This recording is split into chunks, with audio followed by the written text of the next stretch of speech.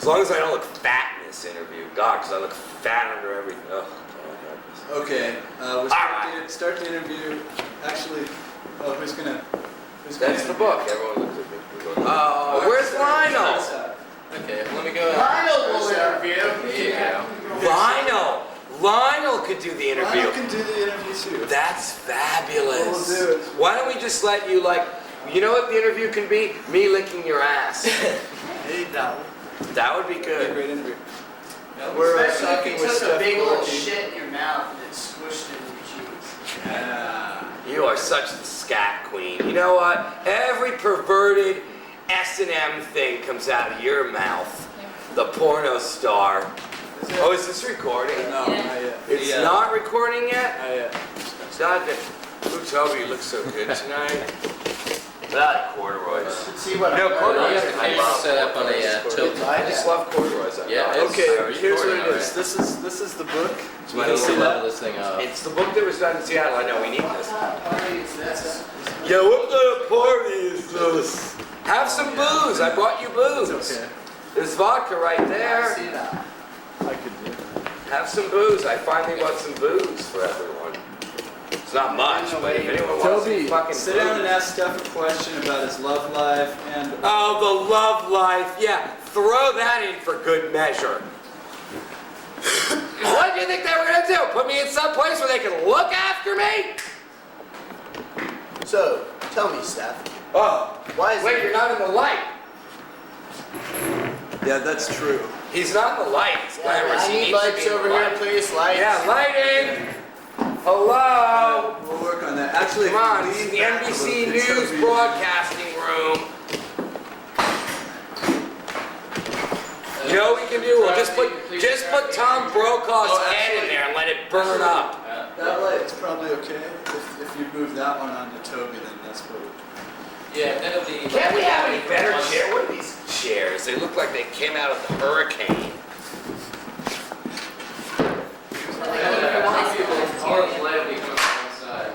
That too. Your balls itch? Oh God. This shit. I shaved them.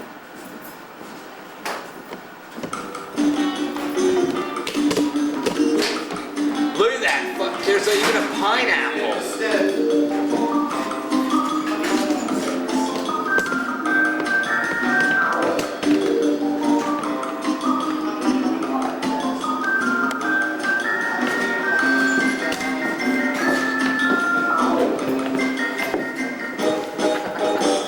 Perfect. This is really cheesy. It's like, ha.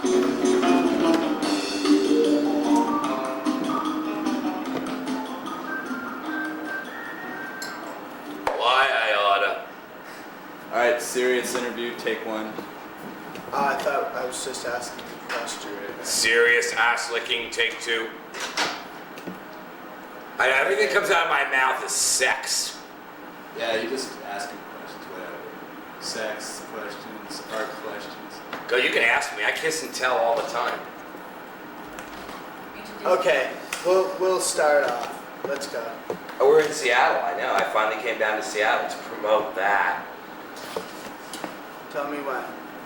And go. Good evening and welcome to the Parlour Room studio, where tonight we're interviewing Steph Gorkii, photographer behind the new book out, Nubile Nostalgia. Steph's just up from Portland, Oregon to join us this evening, so good evening, Steph. How are you? Hi, Toby. Good to How's see it you going? again. I know, buddy. Always a pleasure. Yeah, well, the original title was actually The Nubile and the Nostalgic because it's poetic. So when exactly did your new book come out? When exactly? Well, pretty recently, actually. So, probably a month. And public response to it? It's been selling out. It's actually selling out. It sold out in Provincetown, where some of the photos are from, and Seattle. It's sold out in the stores in Seattle. But, you know, men are pigs. As it's been said, for Right. sure. So tell me a little bit about your models. Tell you a little bit, can't you see? No. Tell you a little, well, you know, They could probably tell you better, but then again, I'm not in touch with a lot of these kids. Some of them are transient youth. A lot of them are gay boys, and of course, you know how gay boys are. Steph, It's you're like, putting your hand in front of your face. It's okay. Well, I love to. You know, I'm so insecure. I have to put my hand somewhere. But I always put my hand in my pants and be like a dirty old man. See, pirate. So tell me, Steph, how in touch You'll have to are edit. you with your boys? In Touch. That was a really good porno magazine. In Touch for Men. Always young guys in it. You know, I like young guys. So. Certainly, as we Younger can see, guys. as we can see. Yeah, we can see that. Yeah. They were my pal. A lot of them I courted. You know. I mean, I guess I loved them, or I was obsessed with them, or I you know. So I either followed them or you know, made them feel like they, you know, like they were special. Sure. But they were special, you know. I mean, And they're in special return, enough. They took their clothes off for you. Yeah, they took their clothes off for me. Do you feel in any way the excessive time spent courting these male models to be in any way had impact on your sex life here in Seattle?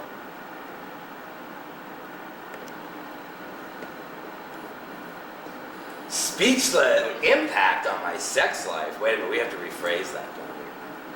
I don't know. You know what? I don't think anyone has a sex life in Seattle. It's all about books here. Books and computers. It's like everyone hides behind a book. Everyone, you know someone's doing it. Everyone's so fucking sexual here. But then again, it's like if you want to, it's very passive here. You're best to like not be aggressive. You know, it's like, and my whole nature is very aggressive. So Seattle was not the city for me. You know, it really wasn't, because when people would know I would, you know, wanted a piece of their ass, it's like whatever. You know, it's like. You'd think they just want to be a piece of ass. They run around thinking they're fabulous and like wonderful, and they're all clubbed. You know, they have all this like thing, but there's little depth to it. So, Do you feel sometimes you intimidated the indigenous homosexual population with your straightforwardness, being from the East Coast, from Boston, from Massachusetts? Oh yeah, I think I love to alienate. You know, I became more homophobic here than I've ever been in my whole life. You know, I'm trying to work my way out of that in Portland. I'm actually hanging out at gay bars and hanging out with gay boys, and you know, some of them call me, and I've got more. You know, it's a smaller community, so I'm trying not to like hate gay boys, and you know, because here I couldn't stand them. You know, it's like I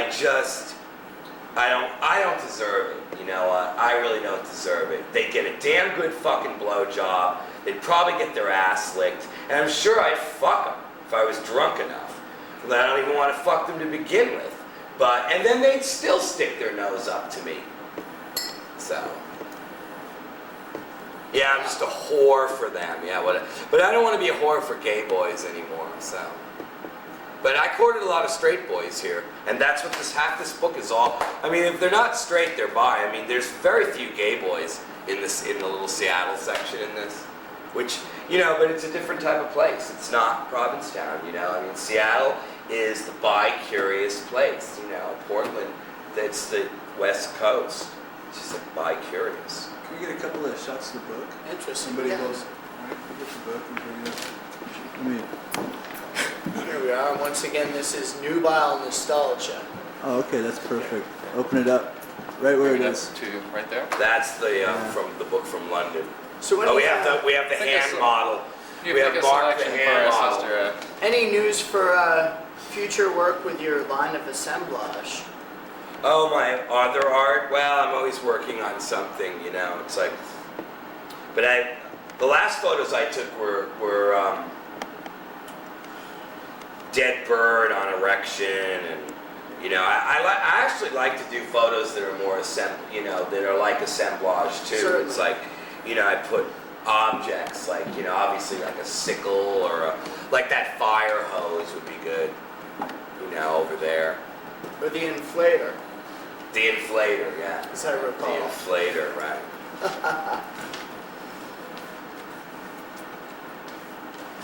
are you going for? What there, other Steph? questions? Oh, I could go on. and Should we on be about- standing back?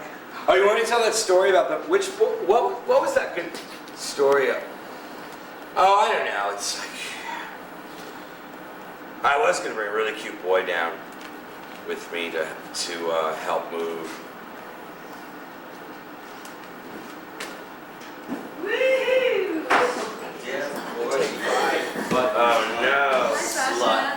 Shih Tzu. Is that a little Shih Tzu? He's a fucking It's a little Shih Tzu out there. I think it's great. Hey, Lionel, you're on camera. I have a glass. Steph Gorkie's a big fucking cunt slut.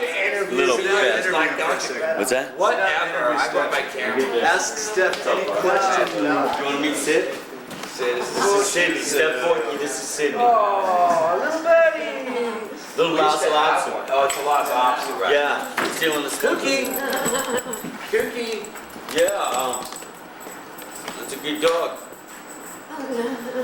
Steph, Pamela. Pamela, do you know Mark, Hi there. Pamela? How you doing? You guys met one night? That's right, you were driving. You probably have some Right, questions. right. Because I'll say anything. You know me. Ask her any question. Any. Well, what's this for, first of all? That's my first question. What's this all about? Hey, can we get that door so Sydney don't go out there? It's for art school. What? Hey, Bugs. I know she'll go roaming out in that hallway just about the time somebody comes through with a dog. Sydney thinks she's tough. So, okay, what's it for? It's an interview to sensationalize his new book. Which is what Just, well, first of all, let's look at the book. Well, it's just thanks, Matt. It's sensational. It ain't gonna sensationalize my ass like it did yours. Worst part is it goes on fucking tape. So, Nubile Now, Nostalgia, actually, a just put a teenage little- wasteland. Photos by Steph Gorkii, introduced by John Wood. Which is a good This is the book that it's an hand here. We're gonna ask questions. Well, you about can the ask. book. You You guys can ask questions The about man anything. behind the book. I can ask you questions about anything. Well, I hope so. But he says it's to pump up the book, so my Well, it's not curiosity gonna is, pump up my should we do it? brick. We pump Well, up the that's book, what you right? want, isn't it? No. I brought those strange Yeah. boxer shorts are downstairs. I could bring those up. You could get all over them. Yeah, that'll work. That'd make some great video. Oh no. So anyways, okay, so number one, this book is from, let's see, let's go back here. This book is from 1989, 89 to 19. 99. Well, 1998, right? But And how many whatever. different locations? Boston, Provincetown, Seattle, pretty much. Not that. So many those three locations. towns? Oh, then there was Timbuktu. Well, I want to know here so we can. I want to know Yeah, so we can right, that's where we elaborate met. on. I want to. Okay, well let's. Okay, All right. well we'll elaborate right Elaborate. away. This gentleman right there. Oh. Let's get a shot. Tell me a story behind Let's that get a person. shot. Oh, Chris. Tell me a story behind that person. Chris was that's an interesting Oh, yeah. story. Now, that's a really interesting story actually. Chris was this boy. I met him in P-Town. He was We have a 19. close up on that. Yeah. He used to make these like real these wax sculptures. He'd make these little cities and he'd put like thread and all these things and he'd pour and drip wax on them and they looked like nuclear meltdown plate. He was really talented. It was really weird. I think he would get stoned and make all these kooky sculptures. So I met him and he was like a houseboy and he was always running around town. He was I used to call him Seal Boy. He was small, like 5'6", and very wiry, and he sort of walked a little pigeon-toed. It was very cute, because he'd like swagger around, and he was like always like very hyper, and I couldn't keep him in one place, so like I'd go back with him to fool around with him, but he couldn't sit still hardly at all. Like he'd have to go do something. It's like I was trying to like keep him somehow, because I liked him. You know, he was very smart and he was Like quirky. I always say when I like somebody, can we keep him? Right, he was Go a on. keeper. No, he was a keeper, but so one day my friend was saying, he's like, well, why don't you go out and take some photographs? You know, and I thought, well, I'll go photograph Chris. You know, and I figured, okay, I'll take him out in the woods. I know, the pineapple. Go on, no, don't pay Pineapple, attention that's to pineapple. friendship. So Take so him I out in the thought, woods. so I took him out to my little spot in the woods to photograph him because I figured, okay, I'll take him out in the woods, Let's go back to Chris again. and if he's out It's in the woods where the photo's taken. yeah, they're all woodsy pictures. Well, that wasn't it. Go on, keep telling your story. We'll find him. Well, Couldn't miss that guy. ultimately, I guess it was kind of like a ploy because I knew if I got him in the woods, I could fool around with him Uh-huh. because he'd have The no plot distractions. Well, he'd have no distractions because, you know, Provincetown's busy in the summer. Everyone's wandering around and, you know, you hang out with a boy and their head spins because there's every fucking cute guy in the world walking down the street in the summer. So I took them all to myself in the woods where he had only me. So, me and the camera anyway. What so, page is he on? Oh, in the beginning, right? In the Is it in the beginning. beginning? Yeah. And that worked out really well. I took photos of him. You know, I like doing it in the woods anyway. You know, it's very natural. It's like nobody's around. It's like very sunny and hot, and so, you know, I mean, I don't know. I get kind of horny when I'm in the woods alone. So, Alone? Well, alone, but I was with him, so it even was worse. So, and then after that, I guess people said, oh, those are good pictures, you should do more pictures. So I found some other people, I brought them out in the woods, but in a lot of cases it didn't happen again. It was like, you know, I mean, it was like, I didn't intend to bring people in the woods and have sex with them. I wanted to bring people in the woods to photograph them, and that's pretty much the way it went. You seem in some way like you're clarifying the fact that I'm not like some strange pervert who likes to get people out of the woods and fuck. That's what you just said, basically. Oh, that you're not? No, you. Oh, right, well, that's true.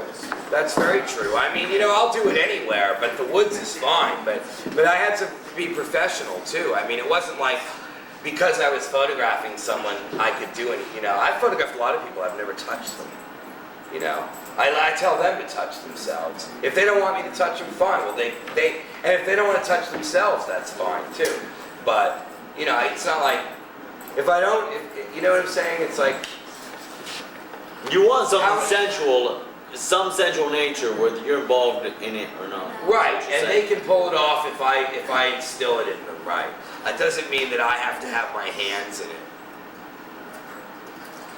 I mean, so to speak. Sometimes you know? it's better that your hands may be busy with the camera. Right, but I can put my camera down. That's the nice thing about a camera, it's a tool. I can put it down if they want me to. Steph, tell us about your reception on the East Coast with your assemblage, your early career. Oh, that was a good reception. Yeah, that always did well. I mean, I don't know. I'm really well known. You know, they called me from Provincetown the other day, and there's this book coming out of portraits of artists from the past 30 years in Provincetown, and I'm in it. And so they, you know, it's me with Robert Motherwell and I can't even list all of them. Maybe there's probably not a picture of Franz Klein, but there's so many artists. Provincetown is like the breeding ground for a lot of artists from New York went there, and it has a long list of significant artists, Hans Hofmann and whatever. So it was a really good town for me to live in, to try to make myself as an artist. Artist per se, relative in nature to what you do for art. Artists in general. See, because I don't know any of these people you're bringing up, so I don't know what kind of work they do. Well, they did all sorts of work, painting and everything, but I did all sorts of work too. It was like, the photography was originally not really anything that people were regarding me for. I was doing assemblage, and I was doing, you know, doing all this other like three-dimensional, tactile like work that would go in a museum. And I just decided to use pictures too, so. Describe some of those pieces. Originally they were picked things that I dug up in the dump. I would go to these old bottle dumps and dig up old metal and melted glass, and I'd make these little incrustations that were kind of weird and really very precious. They were, in a way, they were kind of phallic. They were genital-sized things that were sort of like very. They were also effeminate. A lot of people said that my work was very feminine, very, you know, it was very feminine, drippy glass and stuff. It was like, it wasn't so, some of it was very phallic and obviously masculine, but a lot of it was really feminine. You know, it was very sinuous. You know, it was just metal and glass and objects, and it was put together so it would look like something. You know, rather than just a bunch of junk thrown together. It had like form and continuity and composition. So, and people like that. You know, people look at it and think, this is, you know, this is great. You know, I was, you know, from early on, people were looking and wondering who I was and stuff like that. And then I started going to art galleries or getting shows or whatever. And, I didn't do that here. What prompted your move? Yeah, what made you decide to leave the Provincetown if it was such a great place for you? Who's the host of this damn show? Well, you're gonna be quick with your questions. He's falling I'm asleep trying. over there. Yeah, I know. I'm nodding off. There you go. Doing the Conan it's- O'Brien on heroin. So you say you were in an Irish neighborhood. No, I don't know, small fish, big pond, big fish, small pond. It was just, you know, it was a gay resort. I don't know, it's just like, I don't know, I just got tired of it. I was like the renegade artist, and I helped artists, I sold their artwork, and no one did anything for me. You know, I had one partner and he died. Toby, please. You keep talking. Give us some demonstration. Give us a demonstration. Give him a whiskey bottle. Give him a whiskey bottle. That's good. You got that? Get that. Just add a little something Yeah, to it. right, but why bother with me anymore? You shut up. The way these boys are hot. Yeah, look at him. Sound. Yeah, so there we go. So keep talking. That's pretty. Yeah, go now. Go. So- Here, let me steal a cigarette. There. So I don't know. What prompted? I just did. I did a lot of work there. I felt like I did enough there, and it was, you know, it was expensive to live there. It's kind of like Seattle. I felt like I did. You know, I did my Stranger covers. I did a lot of stuff here, and I can't afford to live here anymore. Stranger covers? Yeah. Like for the local rec? Yeah. You did some of the. A couple of covers, and Nice. then yeah. I mean, you know, I did as much as I could here. I had, you know, I did tons of photographs. But I mean, see, Provincetown's a really great place. You know, it's just that it's not really a year-round place No. to begin with. Definitely. If you live there in the winter, if you don't have a boyfriend, you better have something to do. And I had my art, so that was fine. I did my artwork and things like that. But it's very lonely. It's desolate. It's like at the end, it's on a sandbar. It's like the end, these little Scorpio tail. It's like at the end of the world. There's no place like it. It's amazing. Provincetown's amazing. You know, it's beautiful. The weather, you know, the weather's kind of like London or Seattle. It rains a lot. It's sort of like, it doesn't really snow there. But I guess it prompted me. I wanted to photograph youth. I wanted to come here because of the youth culture too. You know, I thought there were a lot of like. I think you're right about that. I Model. think Seattle's very young. It's juvenile. No, but I mean young. I mean Well, Portland's young even too. people who are aged look a lot younger than they are, and there's a lot. It seems like it's a younger town. There's a lot of kids here. There are a I lot don't of know. kids here. Of course, I'm just cutting in because I know we're on camera and I don't want to just sit here like a dumbass. I figured I'd interject and say something. Yeah. I'm just the You're guy who just a stares at camera. Steph Gorkii. I'm just the guy I go, What? yeah, tell him about the time. Yeah, with your pretty eyes.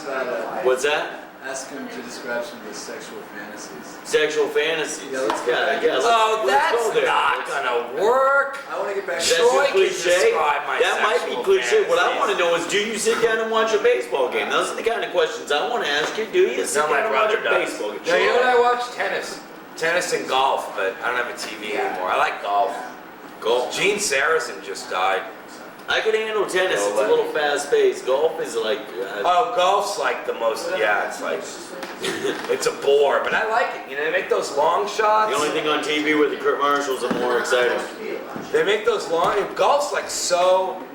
intense because it's very like anticlimactic because it's one nick of the ball, either it makes the hole or it doesn't. It's anticlimactic. That's why it's so great because you know you miss your shot or you don't or you get your shot.